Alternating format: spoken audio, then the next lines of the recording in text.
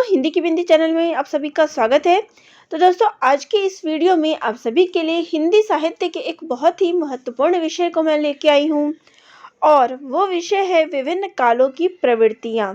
तो देखिए, आजकल की जो परीक्षा है उसमें ये प्रश्न ज़रूर आता है आप सभी को। चाहे प्रश्न में ये दे दीजिए कि निम्नलिखित में से कौन सी प्रवृत्तियाँ नहीं हैं। जैसे मान लीजिए आदिकाल की प्रवृत्तियों की बात करें तो निम्न में से कौन सी प्रवृत्ति आदिकाल की नहीं है। तो इस टाइप के प्रश्न जो है ज़रूर पूछे जाते हैं, या आदिकाल की कौन कौन सी प्रवृत्तियां हैं। तो इस प्रकार के प्रश्न जो है आ ही जाते हैं परीक्षा में। और आजकल हिंदी साहित्य के जिस प्रकार के प्रश्न बन रहे हैं उसमें इस प्रकार के प्रश्न जो है ज़रूर पूछे जाते हैं। तो आज हम विभिन्न कालों की जो प्रवृत्तियां हैं उनके बारे में पढ़ेंगे। तो सबसे पहले बात करते हैं कि आदिकाल की क्या क्या प्रवृत्तियां हैं। तो सबसे पहली बात आती है, इसमें ऐतिहासिकता का अभाव देखने को मिलता है। और दूसरे है, इसमें प्रामाणिकता, जो भी ग्रंथ मिले हुए हैं उनकी प्रामाणिकता में संदेह है। आश्रयदाताओं की प्रशंसा, तो इस काल के जो भी ग्रंथ है उनमें आश्रयदाताओं की प्रशंसा जो है देखने को मिलती है।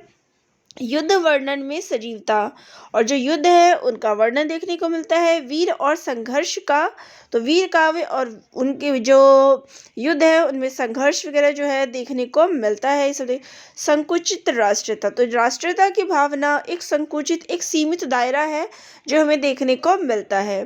भाषा की बात करें तो डिंगल पिंगल भाषा का प्रयोग इसमें किया गया है। प्रबंध एवं मुक्तक गीतों की रचना की गई है। कल्पना की प्रचुरता भरी हुई है और अलंकारों का जो है स्वाभाविक समावेश किया गया है। ये अब बात करते हैं सिद्ध साहित्य की क्या क्या प्रवृत्तियां हैं। तो इसमें वर्णाश्रम व्यवस्था, रूढ़ियों एवं बाह्य आडंबरों का जो है खंडन किया गया है। योग के क्षेत्र में काया साधना की विभिन्न भूमिकाओं का जो है इसमें निरूपण किया गया है। शून्यवाद की प्रतिष्ठा, वाम मार्गी साधना पद्धति अपनाई गई है। संध्या भाषा शैली का प्रयोग किया गया है। ज्ञान की जो है इसमें उपेक्षा की गई है। साधनात्मक रहस्यवाद जो है आपको देखने को मिलता है। शांत एवं श्रृंगार रस जो है इसमें प्रधानता मिली हुई है। सतगुरु की महिमा का प्रतिपादन जो है किया गया है और अंतर्मुखी साधना पर जो है इसमें बल दिया गया है। संगीतात्मकता देखने को मिलती है। पारिभाषिक एवं प्रतीकात्मक शैली का इसमें प्रयोग किया गया है सिद्ध साहित्य में।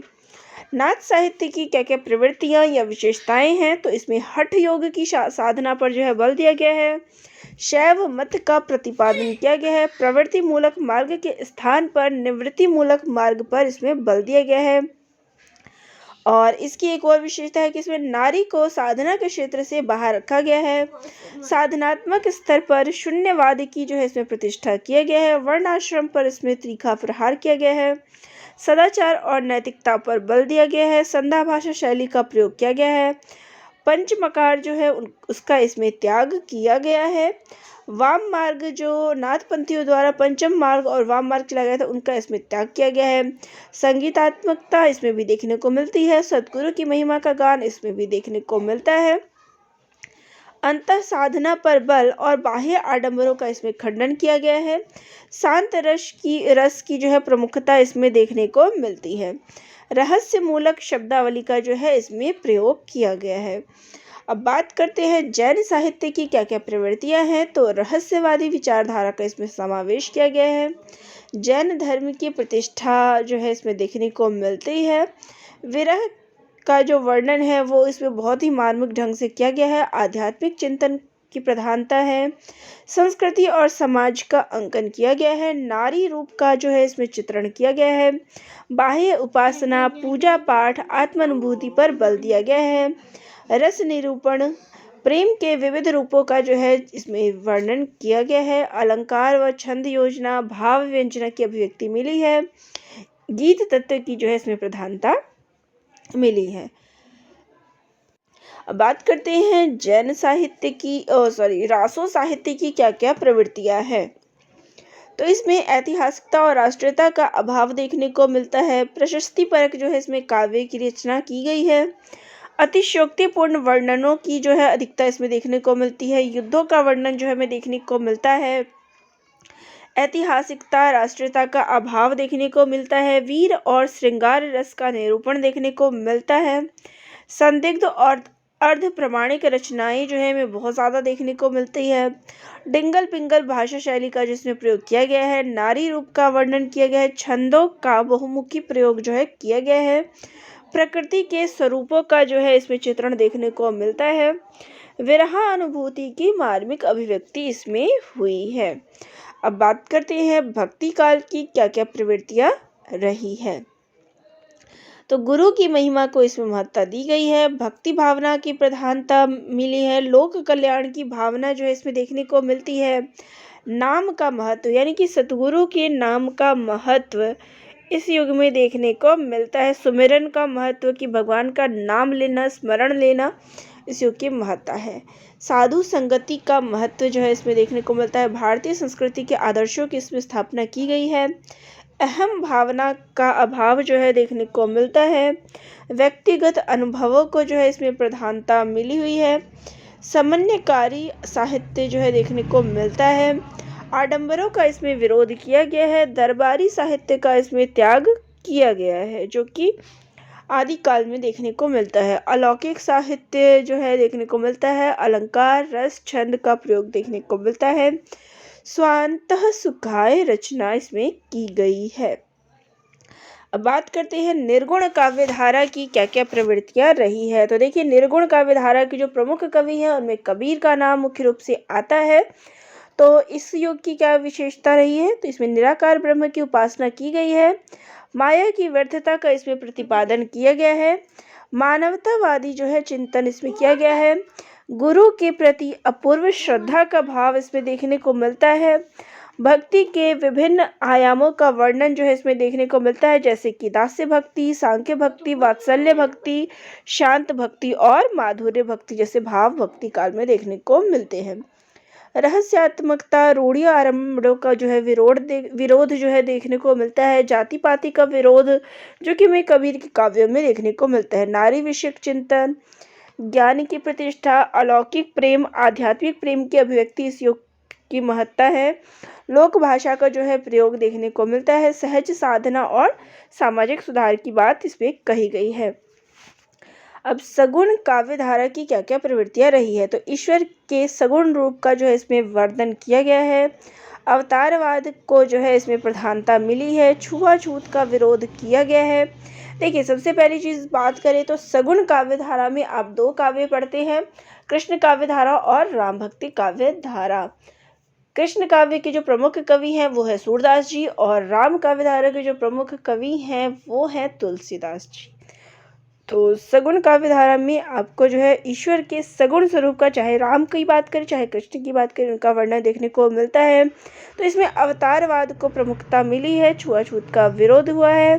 गुरु की महिमा का वर्णन देखने को मिलता है। अद्वैतवाद का विरोध किया गया है। लोक जीवन का चित्रण किया गया है। भक्ति की प्रधानता की गई है। लीला रहस्य का वर्णन किया गया है।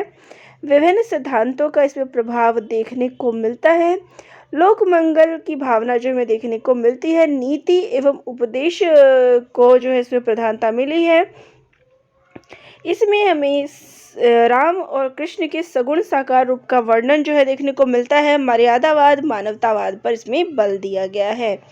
बात करें चाहे हम निर्गुण काव्य धारा की बात करें चाहे अलग से मैंने आपको संत काव्य धारा की बात यहाँ पे की है, तो दोनों एक ही चीज़ है। इसमें देखिए, निर्गुण ईश्वर की भक्ति की गई है। गुरु का महत्व, ज्ञान का महत्व, रहस्यवाद की भावना, आडंबरों का विरोध, माया के प्रति दृष्टिकोण, वर्ण व्यवस्था, लोक भाषा का प्रयोग, ये चाहे निर्गुण काव्य धारा पढ़े या संत काव्य धारा।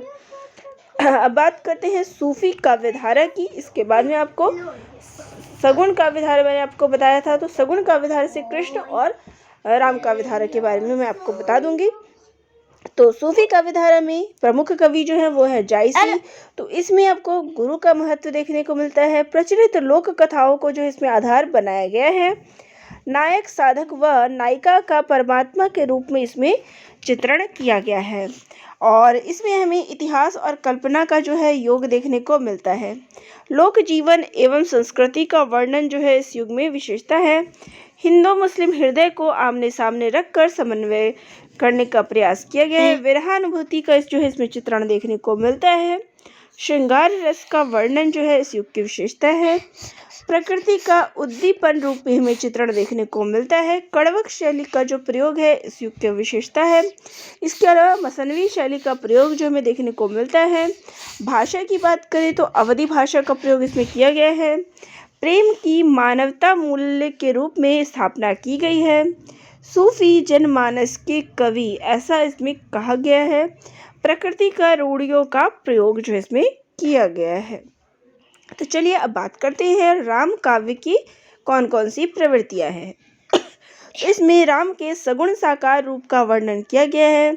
नीति एवं उपदेश को प्रधानता मिली है। प्रकृति के अनेक रूपों का जो है इसमें चित्रण किया गया है। लोक मंगल की भावना जो कि मैं तुलसीदास जी के काव्यों में देखने को मिलती है। मर्यादा का भाव, सामाजिक एवं आदर्श परिवार की स्थापना की बात इसमें की गई है। समन्वय दृष्टिकोण, सामूहिकता पर बल, मर्यादावाद एवं मानवतावाद इस युग की विशेषता है। प्रतीकों की बहुलता, प्रबंध एवं मुक्तक काव्य की रचना की गई है। भाषा की बात करें तो इस युग की अवधी भाषा है। गेय पद और दोहा चपाई शैली का इसमें प्रयोग किया गया है। अब बात करते हैं कृष्ण काव्य की कौन कौन सी प्रवृत्तियां रही है। तो कृष्ण का ब्रह्म रूप में इसमें चित्रण किया गया है। इस युग में वात्सल्य और श्रृंगार रस को जो है प्रधानता मिली है। प्रेम के लौकिक व अलौकिक स्वरूप का इसमें चित्रण किया गया है। विरहानुभूति का मार्मिक चित्रण जो है इसमें किया गया है। और इस युग की जो भाषा की बात करें तो वो है ब्रज। निर्गुण के स्थान पर सगुण को जो है इसमें महत्व दिया गया है। लीला गान को जो है महत्ता मिली है। कृष्ण के बाल स्वरूप का जो है वर्णन देखने को मिलता है। प्रकृति का उद्दीपन व आलंबन रूप में चित्रण किया गया है। गेय पद परंपरा, मुक्तक काव्य को प्रधानता मिली है। समकालीन सामाजिक एवं सांस्कृतिक जीवन का वर्णन देखने को मिलता है। तो चलिए अब बात करते हैं रीति काल की कौन कौन सी प्रवृत्तियां रही है। तो इसमें हमें आश्रयदाताओं की प्रशंसा देखने को मिलती है। श्रृंगार रस को जो है इसमें प्रधानता मिली है। रीति निरूपण ग्रंथों की भी रचना की गई है। अलंकारों का चमत्कारी प्रयोग जो है हमें देखने को मिलता है। लक्षण ग्रंथों की जो है रचना की गई है। इसमें नीति और उपदेश परक काव्यों की रचना की गई है। सतसई काव्य परंपरा की बात जो है इसमें कही गई है। दरबारी वातावरण, चमत्कार से युक्त शैलियों का प्रयोग किया गया है। नारी के प्रति संकीर्ण दृष्टिकोण जो है अपनाया गया है। दोहा छंद का इसमें प्रयोग किया गया है। वीर रस से युक्त काव्यों की रचना की गई है। आचार्यत्व का इसमें प्रदर्शन किया गया है। देखिए आचार्य आपने देखे होंगे कि रीति काव्य में जो कवि हैं उनको आचार्य कहा गया है। तो इस काव्य में आचार्यत्व का प्रदर्शन किया गया है। रीति मुक्त काव्य धारा का प्रयोग इसमें किया गया है। कला पक्ष को इसमें प्रधानता मिली है। अब बात करें तो देखिए रीति काल में आपको 3 तरह की धाराएं जो है देखने को मिलती है। रीतिबद्ध, रीति सिद्ध और रीति मुक्त, 3 तरह की धाराएं चली थी, 3 तरह की काव्य रचनाएं की थी। तो रीति काल में जो है इन्हीं प्रकार के काव्य की रचना की गई है। इसी में जो तीसरा है वो है रीति मुक्त काव्य। तो रीतिबद्ध और रीति सिद्ध, इनसे अलग जो रचना की गई वो थी रीति मुक्त। तो अब इनकी क्या क्या विशेषता थी वो भी जान लेते हैं।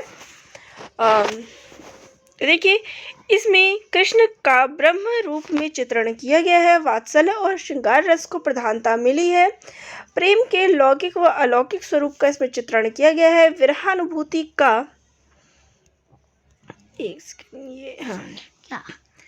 तो इसमें जो है श्रृंगार रस का वर्णन किया गया है। चमत्कार जो कि हमें रीति काव्यों में देखने को मिलती है, वही रीति मुक्त में इसका अभाव देखने को मिलता है। प्रकृति चित्रण जो है किया गया है।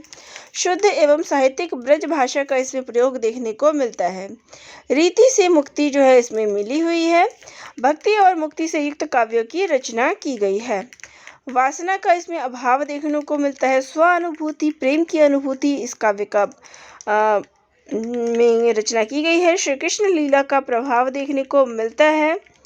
एकांतिक प्रेम की साधना जो इसमें की गई है। कला के स्थान पर भाव पक्ष पर जोर दिया गया है। नायिका भेद प्रणाली जो कि रीति काल की विशेषता थी, जो कि मैं केशवदास या रीति काल के अन्य कवियों की रचनाओं में देखने को मिलता है। वहीं रीति मुक्त कवि कौन से हैं, तो देखिए घनानंद बोधा ठाकुर आलम। इनके काव्य में हमें रीति मुक्त काव्य जो है देखने को मिलता है। तो नायिका भेद प्रणाली का इसमें त्याग किया गया है। प्राचीन काव्य परंपरा जो चली आ रही थी रीतिकाल में, उन परंपराओं का इसमें त्याग किया गया है। अलंकार की प्रवृत्ति, मुहावरे व लोकोक्तियों का प्रयोग इसमें किया गया है।